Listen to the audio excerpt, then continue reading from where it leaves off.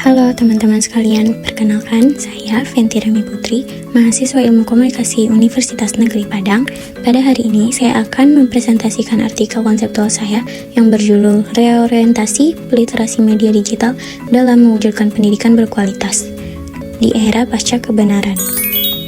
Latar belakang penulisan artikel ini didasarkan pada komitmen global dalam mewujudkan Sustainable Development Goals Point 4, yaitu pendidikan berkualitas. Di era digital saat ini, esensi pendidikan telah bergeser. Masyarakat dituntut memiliki ketahanan kognitif karena ruang cyber telah mengubah semua orang menjadi prosumer, orang yang memproduksi sekaligus mengkonsumsi informasi secara bebas. Sayangnya, demokratisasi ini membawa ancaman besar berupa era post-truth di mana emosi lebih dipercaya ketimbang fakta objektif. Akibatnya, pembanjiran hoax dan disinformasi meracuni ekosistem informasi kita, sehingga keputusan sosial masyarakat seringkali didasarkan pada premis yang salah.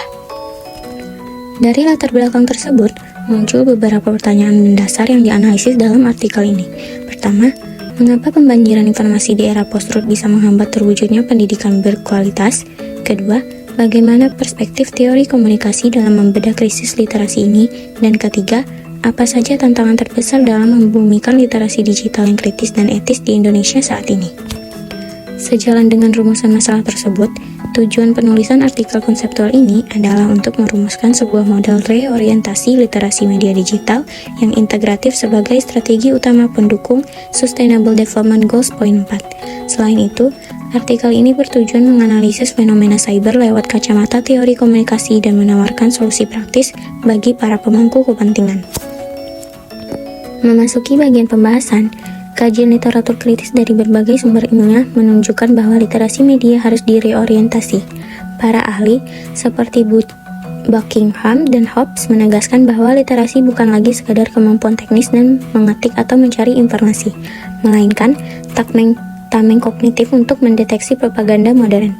Jika dilihat dari teori masyarakat jaringan oleh Manuel Castells, sirkulasi informasi yang anarkis tanpa tanggung jawab etis terbukti mengaburkan objektivitas keilmuan dan merusak cara berpikir logis masyarakat luas.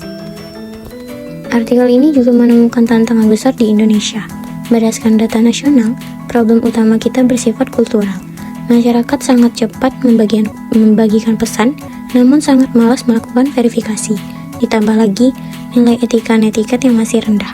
Hal ini berdampak langsung pada Sustainable Development Goals Point 4. Pendidikan tidak akan berkualitas jika ruang publik dipenuhi kebohongan digital yang menyesatkan proses belajar. Disinilah mahasiswa ilmu komunikasi memegang peranan strategis.